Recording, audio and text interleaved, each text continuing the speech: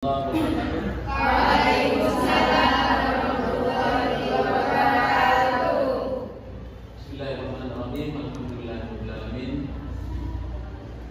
Pada hari ini kita memasuki perkuliahan dengan mata kuliah evaluasi pembelajaran, di mana pada kesempatan ini kita semua sudah memasuki di semester 5 ya. Kita akan mempelajari atau akan belajar bersama tentang evaluasi pembelajaran, di mana mata kuliah ini merupakan mata kuliah yang diberikan amanah kepada saya dengan SKS 2 SKS. Maka dari itu, pada kesempatan hari ini, sebelum kita mulai pembelajaran, mari kita baca doa bersama-sama sebelum kita mulai acara ini dengan membaca surah Al-Fatihah.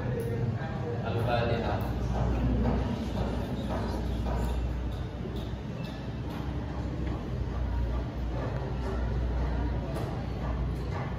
Terima kasih. Hari ini apakah kira-kira semuanya sudah masuk? Ini para teman-teman mahasiswa, mahasiswa, ada yang belum datang atau belum masuk ya? Kalau dilihat dari dosennya ini sudah tenang. Atau mungkin sebentar saya absen sekilas,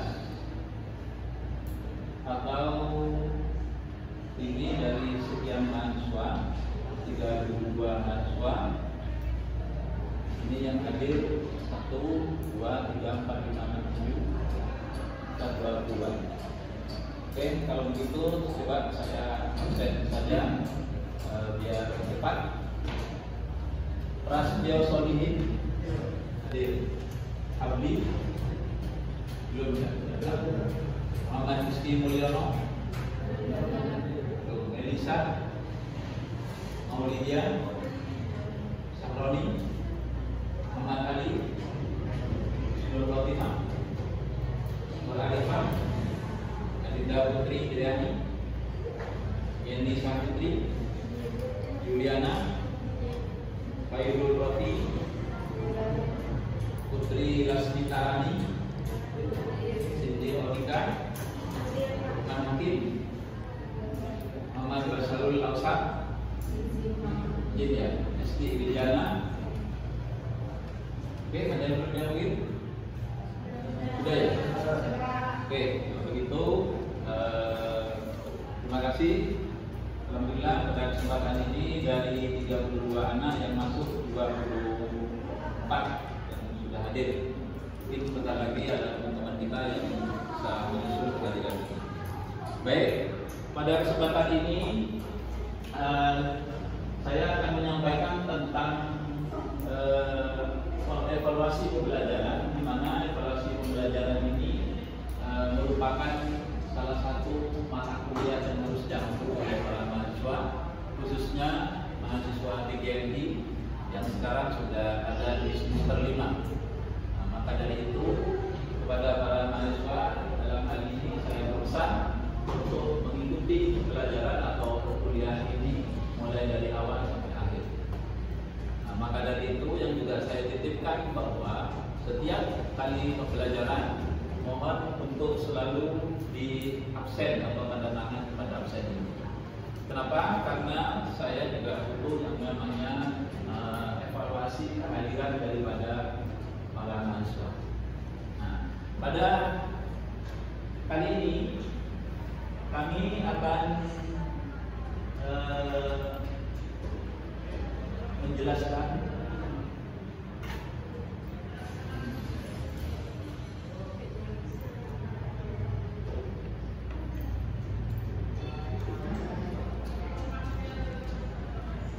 tentang evaluasi pembelajaran, di mana ada orang yang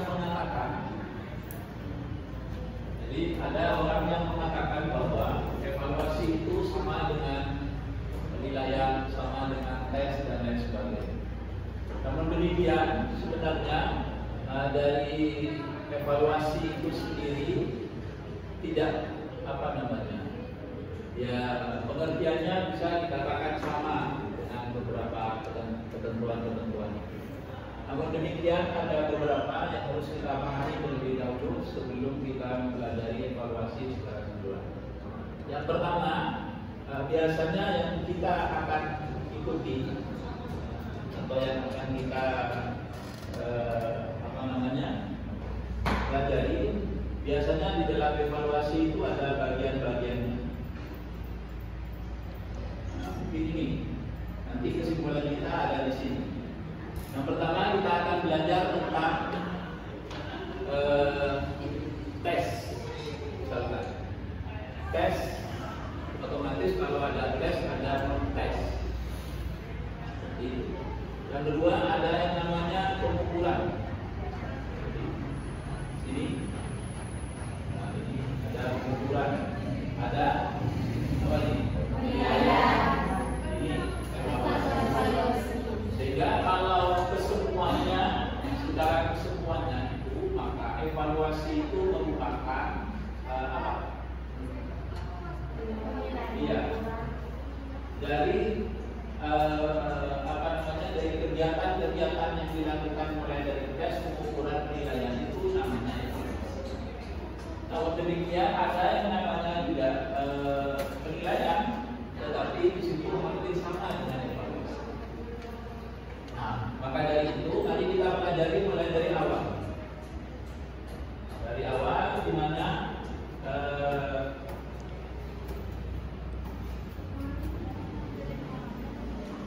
tes. Istilah tes itu berasal dari bahasa Latin testum, yang berarti sebuah piring atau jambangan dari tanah liat. Istilah tes ini kemudian dipergunakan dalam lapangan psikologi dan selanjutnya hanya dibatasi sampai di bagian psikologi, yaitu suatu cara untuk menyelidiki seseorang, di mana penyelidikan tersebut dilakukan mulai dari pemberian suatu tugas kepada seseorang atau untuk menyelesaikan suatu masalah tertentu. Jadi yang dikatakan tes, atau kalau bahasa agamanya kita sering menemukan bahasa dites, ya dites sama guru, saya dites sama teman. Apa artinya? Bahwa di situ melakukan seseorang itu untuk menyelidiki seseorang. Misalkan saya mengetes ini, Sahroni, saya mengetes ini. Artinya apa? Saya menyelidiki kemampuan Sahroni, dites, ditanya misalkan. Nah itu namanya dites.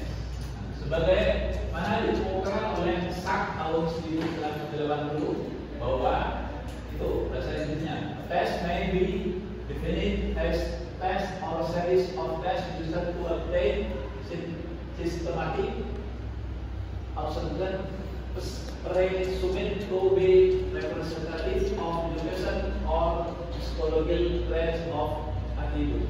Nah itu kalau diterjemahkan singkatnya itu suatu cara untuk menyelidiki seseorang, di mana penyelidikan tersebut dilakukan mulai dari pemberian suatu tugas. Kan kalau saya mengetes seseorang di antara kalian ini semua, maka saya memberi tugas kepada kalian itu semua. Nah sehingga tugas itu nanti bisa tidak dilakukan, itu namanya tes. Nah, baru setelah itu selanjutnya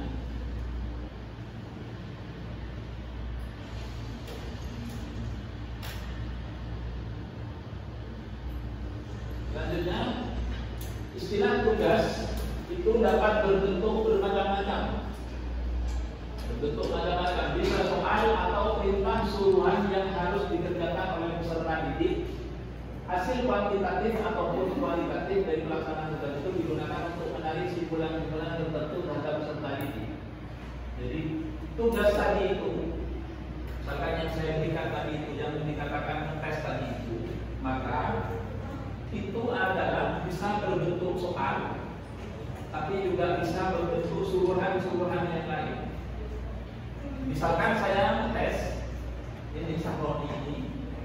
bukan diberi soal, tapi suruh mengerjakan sesuatu.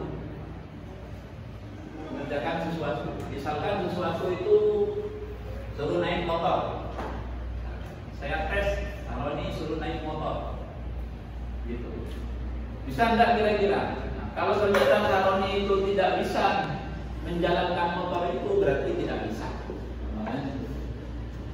Nah, ada yang menjelaskan tes itu adalah alat pengumpulan data yang dijalankan secara khusus. Nah, yang mengatakan itu adalah bahwa karena kita kalau sudah tes ternyata hasil datanya itu kecil, nah, maka itu dianggap tidak mampu. Begitu juga soal itu kalau memang bisa nanti dikerjakan oleh siapapun, oleh peserta didik, maka itu yang dikatakan dengan tes. Nah, dengan demikian dapat ditemukan bahwa pengumpulan itu adalah suatu proses atau kegiatan untuk menentukan kuantitas daripada sesuatu itu bisa siapa? Bisa peserta didik, bisa gurunya, bisa juga apa itu?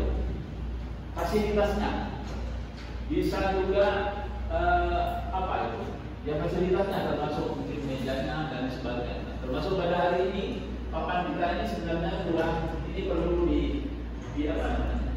Perlu diadakan perubahan karena sudah agak apa? Kotor dan kurang layak. Maka dari itu perlu seperti itu. Ya. Selanjutnya habis itu biasanya setelah dites itu apa yang dilakukan kita? Penilaian. Apa penilaian itu? Istilah penilaian merupakan alih bahasa dari sistem asesmen. Jadi kalau sekarang ada orang-orang mengatakan bahwa ada asesmen dari luar, asesmen kepada mahasiswa, asesmen kepada dosen, asesmen kepada yang lain dan sebagainya. Itu adalah, dan asesmen itu atau penilaian itu bukan evaluasi, bukan evaluasi. Dalam proses pembelajaran, penilaian sering dilakukan oleh seorang guru, oleh seorang dosen, oleh seorang guru biasanya untuk memberikan berbagai informasi secara berkesinambungan dan menyeluruh tentang proses hasil yang telah dicapai peserta didik. Ya, jadi dinilai. Makanya kalau di sekolah-sekolah itu ada istilahnya apa? Ulangan harian, ulangan apa lagi? Ya, ulangan praktek, ulangan itu macam-macam seperti itu. Nah, itu ada penilaian. Karena apa? Karena itu akan memberikan informasi secara berkesinambungan. Jadi kalau anak-anak itu misalkan si A yang awalnya belum bisa terus menjadi bisa, itu karena apa? Karena ada penilaian yang berkesinambungan itu kan. Sehingga dijelaskan di sini menyeluruh, berkesinambungan menyeluruh tentang proses dan hasil yang telah disertakan oleh peserta ini. Itu tentang penilaian. Nah, dalam hubungannya dengan proses dan hasil belajar, penilaian dapat didefinisikan sebagai suatu proses atau kegiatan yang sistematis dan berkesinambungan. Jadi sistematis. Jadi guru itu melakukan penilaian itu bukan hanya sekali. Jadi ini besok misalkan ini para mahasiswa kalau sudah mengajar di sekolah di MI begitu, maka itu harus melakukan penilaian terus berkesinambungan. Jadi jangan sampai dari guru itu hanya menilai pada saat akhir tahun ajaran atau saat pemberian rapot saja. Sehingga apa? Itu sistematis tadi berkesinambungan hasil belajar dalam rangka membuat keputusan-keputusan berdasarkan kriteria dan pertimbangan tertentu. Anak didik kita itu boleh naik kelas misalkan, boleh tidak naik kelas. Karena apa? Karena di situ kelihatan ada pertimbangan-pertimbangan yang dilakukan oleh seorang guru. Jadi ini besok kalau sudah jadi guru profesional, sudah jadi sarjana begitu, maka harus melakukan penilaian secara berkesinambungan terus, bukan hanya sekali. Dan penilaian itu banyak sekali yang harus dinilai. Nah, jadi jika tidak dari konteks yang lebih luas, keputusan tersebut dapat menyangkut keputusan tentang peserta didik, keputusan tentang kurikulum, program, atau juga keputusan kebijakan yang lain. Kita dalam memberikan suatu proses pembelajaran kepada anak-anak, itu, maka juga harus ada penilaian dan bukan hanya dari peserta didik, tetapi nanti dari gurunya, dari kurikulumnya dan sebagainya. Kenapa? Karena itu akan berkaitan dengan semuanya. Maka nanti kita akan menemukan yang namanya evaluasi. Seperti evaluasi. Sehingga keputusan tentang peserta didik meliputi apa? Pengelolaan, misalkan pembelajaran, penempatan peserta didik dengan jenjang atau jenis program pendidikan, bimbingan, konseling, menyeleksi peserta didik untuk pendidikan lebih lanjut. Banyak seperti itu. Itu setelah kita nilai. Makanya ada beberapa sekolah itu yang maju itu ada beberapa kelas kan. Ada yang sekolah itu menerapkan yang pinter-pinter jadikan satu, tapi yang agak kurang jadikan satu juga. Alasannya apa? Untuk lebih memudahkan melakukan penilaian, melakukan evaluasi dan sebagainya. Kenapa? Ya karena seperti itu. Biar gampang. Ini ternyata seperti itu. Kalau dicampur mungkin itu susah misalkan. Tetapi apakah tidak bisa? Bisa saja sebenarnya. Artinya dari sekian kegiatan atau sekian yang perlu kita lakukan itu bisa saja misalkan kita adalah peserta didik atau termasuk juga pengelolaan tadi, misalkan pembelajaran, penerapan peserta didik dan sebagainya. Termasuk juga menyeleksi. Makanya kalau dulu zaman saya itu mau masuk SMP, mau masuk SMA biasanya itu ada seleksi. Dan seleksi itu dilakukan di tes dalam itu, sehingga itu ada penilaian. Setelah itu ada yang namanya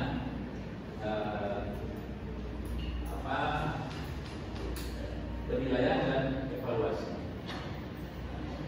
Keputusan tentang kebijakan pendidikan itu dapat dibuat pada tingkat lokal sekolah itu. Ada juga untuk tingkat nasional. Jangan berharap setiap sekolah itu akan maju bersama-sama atau maju semua begitu. Kalau tidak ada yang namanya evaluasi atau penilaian yang ada di sini. Dan penilaian dari masing-masing sekolah itu bisa nanti juga dievaluasi secara nasional begitu. Itu seperti apa pendidikan kita.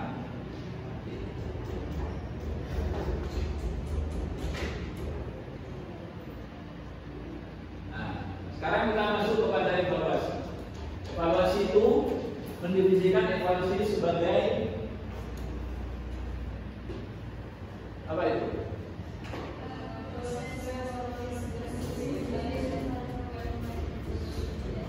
Proses yang sistematis dan berkelanjutan untuk menentukan kualitas, nilai dan arti, untuk menentukan kualitas.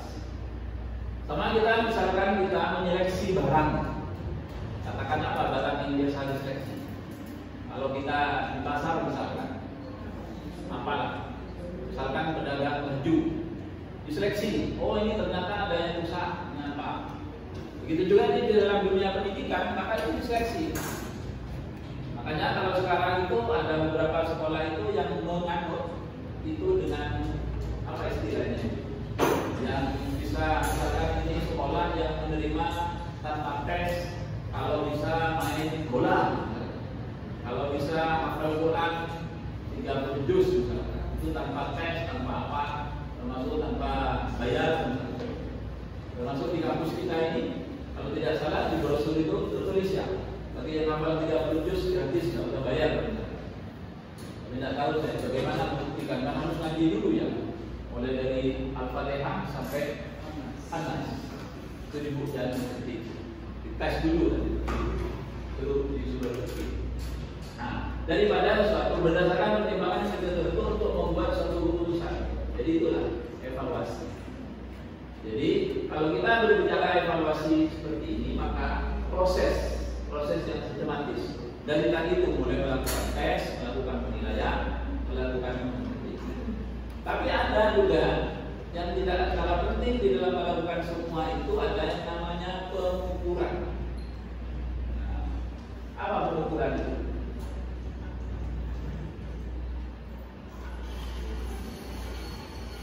Ayo, sebelum penilaian, sebelum evaluasi, setelah tes itu ada namanya pengukuran. kira-kira? Pengukuran.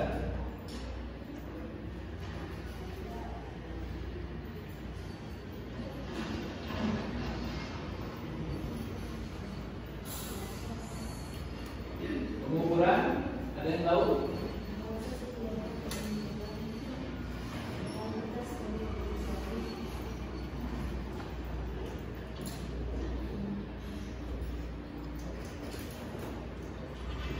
Pengukuran itu apa? Kalau di dalam ilmu pengetahuan alam biasanya apa?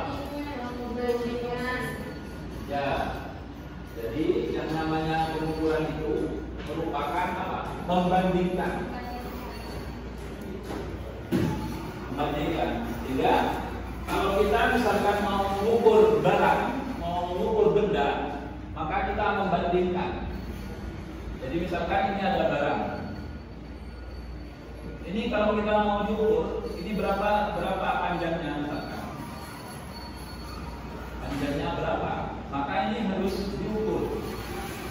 Kalau orang mengukur itu apa bahasanya? Membandingkan, ya kan? Membandingkan dengan alat ukur. Misalkan kita mau mengukur kertas ini, berapa panjangnya? Maka membandingkan kertas ini dengan alat ukurnya apa? Garis, atau meteran dan lain sebagainya. Bagaimana dengan mengukur pendidikan, mengukur anak peserta didik? Jadi ukur dengan kemampuannya tadi itu. Misalkan kita membuat soal daripada untuk mengukur ini ada soal begitu. Nah, ini kan apa namanya? Soal misalkan satu. Kalau bisa dijawab, maka alat ukurnya ini berapa? Kan ada seperti itu. Jadi diukur dengan alat ukurnya itu seperti apa? Apa kira-kira alat ukurnya untuk soal itu?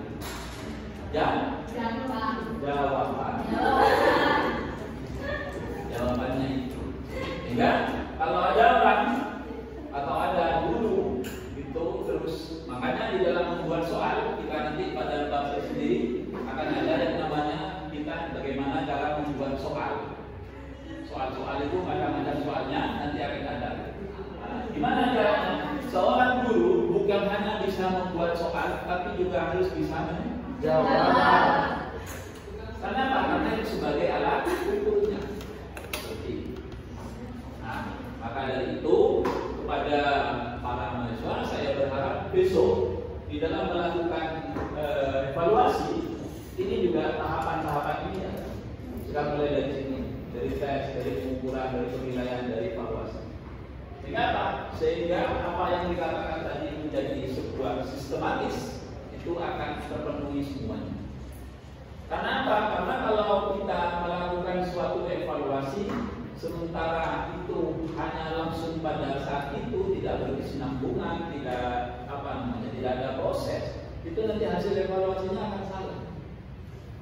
Makanya kalau bisa misalkan termasuk orang belajar itu kan harus ada proses.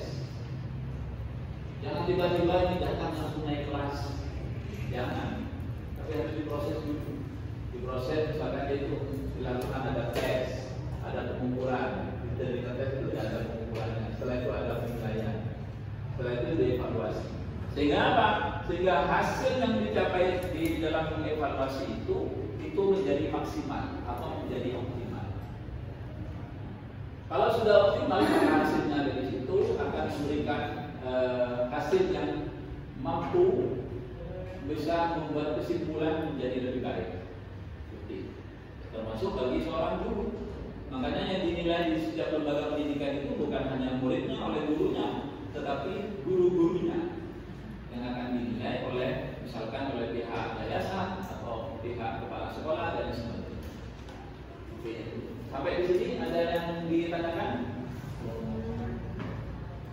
Coba di sini. Ada yang ditanyakan? Ya.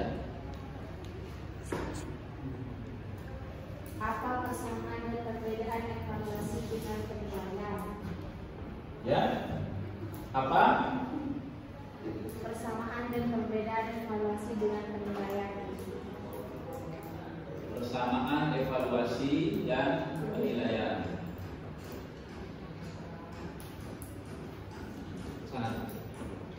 ya. Evaluasi persamaan perbedaan evaluasi itu dengan penilaian. Antara penilaian dan evaluasi itu sebenarnya memiliki persamaan dan perbedaan. Di mana persamaannya itu adalah keduanya mempunyai pengertian menilai atau menentukan nilai sesuatu. Itu persamaannya. Jadi punya pengertian apa? Menilai atau menentukan nilai sesuatu. Itu persamaannya. Samping itu alat yang digunakan untuk mengumpulkan datanya juga sama. Jadi sama, alatnya juga sama, itu yang dipakai. Nah, selanjutnya juga apa perbedaannya? Perbedaannya terletak pada ruang lingkup dan pelaksanaannya. Kalau evaluasi dan penilaian lebih bersifat komprehensif, yaitu meliputi pengukuran tadi itu. Sedangkan tes merupakan salah satu alat yang dimana pengukuran lebih membatasi kepada gambaran yang bersifat kuantitatif, angka-angka yang dilakukan tentang kemajuan belajar peserta didik, sedangkan evaluasi dan penilaian lebih bersifat kualitatif, kualitas. Jadi kalau itu pada angka, kalau itu pada kualitatif. Itu perbedaan dan persamaan. Mungkin ada lagi? Ya. Apa tujuan dari evaluasi pembelajaran? Ada yang bisa jawab? Mana? Tujuan evaluasi pembelajaran itu adalah untuk mengetahui keefektifan dan efisiensi sistem pembelajaran, baik yang menyangkut tentang tujuan, materi, metode, media, sumber belajar, lingkungan maupun sistem penilaian itu sendiri. Sedangkan tujuan khusus evaluasi pembelajaran disesuaikan dengan jenis evaluasi pembelajaran itu. Seperti evaluasi perencanaan dan pengembangan, evaluasi monitoring, evaluasi dampak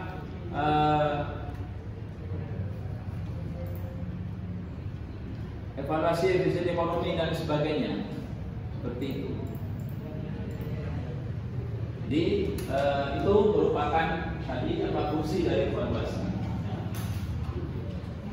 Oke, ada lagi? Kalau tidak ada, saya lanjutkan sebentar. Tinggal jenis-jenis evaluasi. Evaluasi jenis evaluasi yang pertama evaluasi perencanaan dan pengembangan. Jadi perencanaan kita itu dan pengembangan itu harus dievaluasi juga. Hasil evaluasi ini sangat diperlukan untuk mendesain program pembelajaran.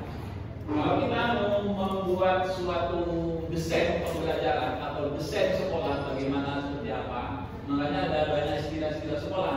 Ada yang sekolah modern, ada yang sekolah unggul, ada yang sekolah full day, ada yang sekolah apa misalnya itu. Maka ini evaluasi perencanaan dan pengembangan itu harus dilakukan terlebih dahulu. Kalau di dalam bahasa manajemen itu ada planning, perencanaan. Yang kedua evaluasi monitoring, yaitu untuk memeriksa apakah program pembelajaran mencapai sasaran efektif dan apakah program pembelajaran sebagaimana mestinya. Itu harus dimonitor. Misalkan ini sekolah full day. Full day itu artinya apa? Masuk sehari. Ternyata jam 10 sudah pulang, bukan full day namanya. Itu perlu dimonitoring terus itu. Nah, selanjutnya ada evaluasi dampak, yaitu mengetahui dampak yang ditimbulkan dari suatu program pembelajaran. Dampaknya dari pembelajaran itu apa? Kalau saya mengajarkan ini, saya memberi praktek ini. Makanya di sekolah-sekolah yang maju dalam kategori maju seperti full day itu, apa yang dilakukan dan dilaksanakan itu sebenarnya sama. Cuma yang membedakan itu adalah dia bisa langsung mempraktekkan. Misalkan kalau pelajaran agama, dia wudhunya dipraktekkan, lama kan itu. Ya, misalkan mau sholat, gurunya ada di depan kamar terang tempat wudhu, sehingga apa?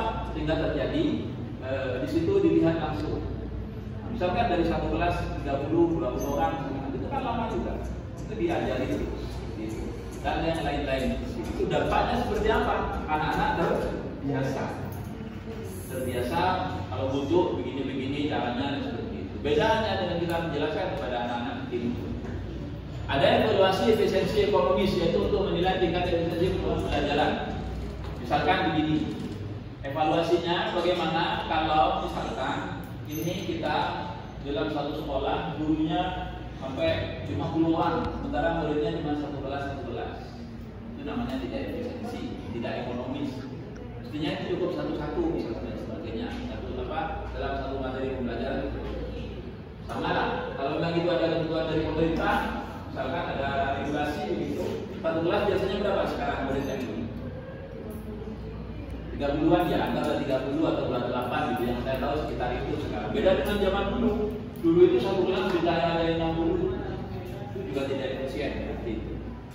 Ada evaluasi program komprehensif yaitu untuk menilai program pembelajaran secara menyeluruh seperti program pelaksanaan program, dampak program, tingkat efektif dan efisien. Nah, itu namanya evaluasi program secara komprehensif. Jadi semuanya itu dinilai. Nah, maka dari itu dengan adanya berbagai jenis evaluasi ini kita bisa membedakan ini evaluasi apa evaluasi. Jadi dalam proses suatu pembelajaran, suatu proses sekolah itu akan bisa dilaksanakan dengan baik, bahkan bisa lebih baik. Mungkin itu yang bisa kami sampaikan pada kesempatan hari ini. Kita lanjutkan insya Allah minggu depan untuk perkuliahan ini. Sudah kira-kira tidak ada pertanyaan? Oke, kalau memang begitu kesimpulannya bahwa di dalam tes itu atau di dalam evaluasi itu meliputi ini sudah saya buatkan semacam diagram yang mungkin tadi sudah kami tunjukkan. Jadi kesimpulannya itu. Nah ini kesimpulannya itu. Jadi kita di dalam evaluasi itu harus dilakukan pengukuran terlebih dahulu, dilakukan penilaian terlebih dahulu, dilakukan tes dan sebagainya. Tes itu bisa dikatakan tes, bisa non-tes dan sebagainya. Dan banyak sifat-sifatnya. Nanti kita pelajari tentang tes dan sebagainya. Dan ini menjadi penting kepada kita selaku para pelaku pendidikan yang ada di Indonesia untuk bisa memberikan sumbangsi bagaimana pendidikan kita akan lebih maju, lebih bagus dan lebih bermutu untuk kita. Itu sekali lagi saya mohon maaf atas segala kekurangan dan kesalahan. Mari kita tutup dengan bacaan alhamdulillah bersama-sama.